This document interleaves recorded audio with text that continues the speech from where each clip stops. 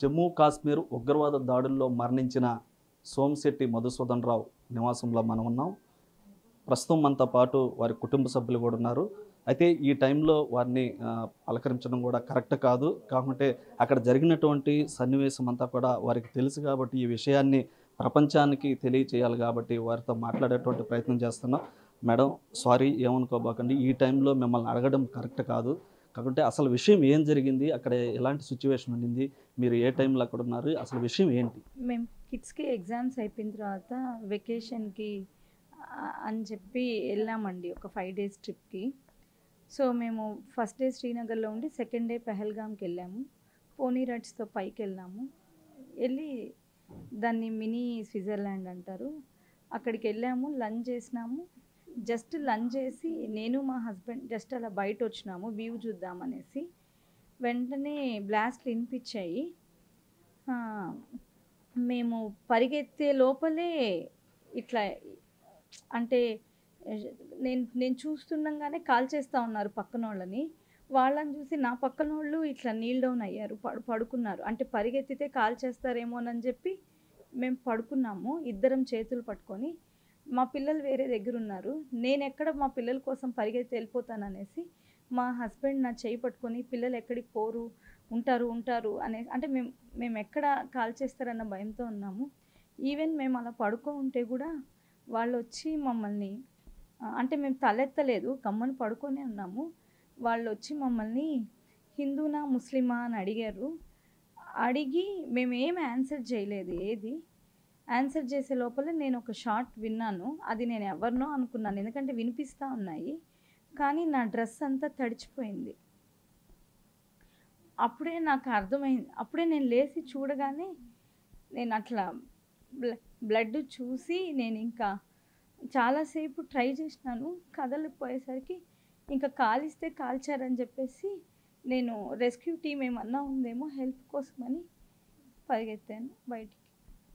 అక్కడ rescue team కానీ అలాంటి ఏం లేవు. అది ఇల్లు అండి, పైన హార్సెస్తోనే వెళ్ళాలి. సో రెస్క్యూ టీం ఎవరు లేరు, సెక్యూరిటీ గార్డ్ కూడా లేరు అక్కడ. మాకు కనిపించలేదు. వాళ్ళు మిగతా వాళ్ళని ప్రొటెక్ట్ చేస్తున్నారో ఏమో మాకు తెలియదు. లేరు, కింద ఉన్నారు. కింద సిఆర్పిఎఫ్ బేస్ క్యాంప్, పైన ఎవ్వరూ లేరు. వారు మిమ్మల్ని రిలీజన్ కూడా అడిగారు, మీరు హిందూనా ముస్లిం అని. హిందూయే ముస్లిమే ఆ question. They didn't even wait for our answer. అంటే మీరు పారిపోతుంటే మిమ్మల్ని ఆపడం కానీ చూడడానికి మేము భయపడి సరెండర్ అయిపోయి మేము పడుకో ఉన్నాం కదండి. అంటే మేమేమనుకున్నామంటే పక్కన వాళ్ళు పడుకో ఉండేసరికి మేము కూడా పడుకుంటే మమ్మల్ని ఏం చేయరేమో అట్లా అనుకున్నాం. మీరు కూడా ధైర్యాన్ని తెచ్చుకొని, మీ వెనక పిల్లలు ఉన్నారు కాబట్టి వారి కోసంగా ధైర్యం తెచ్చుకొని, మీ వారు కళలు ఆశలు ఏవైతే ఉంటాయో వాటి కోసం కూడా మీరు ధైర్యం చేసుకొని ముందుకెళ్ళాలని మేము బిట్టివి తరపున కూడా కోరుకుంటా ఉన్నాం. మేడం, పాప, మీరున్నటువంటి ప్లేస్లో ఏం జరిగింది?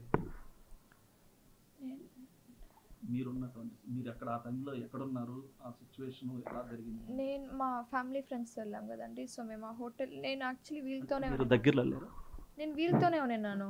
బట్ అప్పుడే వెళ్ళాను. సో వెళ్ళి ఆ షార్ట్స్ వినిపించేసరికి అందరు పరిగెత్తాము. నాతో ఎవరున్నారు కూడా తెలియదు. పరిగెత్తాము. ఆ హోటల్లో ఫ్యామిలీ ఫ్రెండ్స్ ఉండేసరికి మేము టేబుల్ కింద దాంకున్నాము.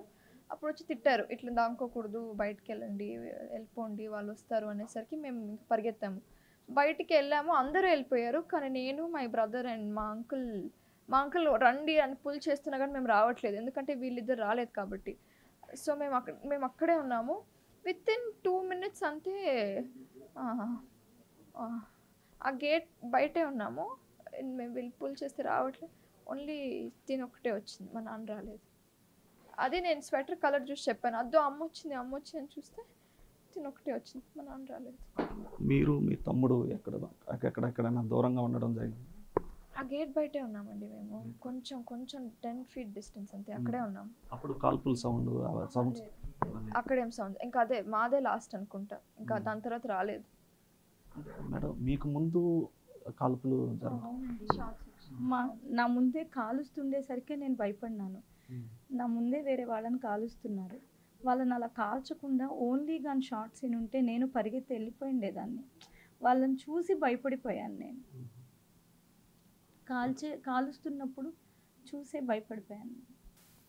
చివరిగా మీ మధుసూదన్ రావు మీతో ఏదన్నా ఆ టైంలో మీకు ధైర్యం మేము చేతులు పట్టుకుని నాకు కేవలం పిల్లలు బాగుంటారు, అంటే నేను ఎక్కడ పిల్లల కోసం పరిగెడతాడని, Dattu will be fine, Medhu will be fine, దేవుడు కాపాడుతాడు, నువ్వు ఎక్కడికి వెళ్ళొద్దని నా చెయ్యి పట్టుకుంటూనే ఉన్నాడు.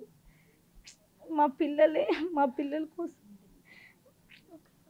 మీరు ధైర్యాన్ని తెచ్చుకోవాలి, ఎందుకంటే పిల్లలు ఉన్నారు. అయితే ఇటు ఏదైతే ఈ యొక్క ఘటన కూడా ఎవరు కూడా తీర్చలేనటువంటి బాధని చూశారు కదా.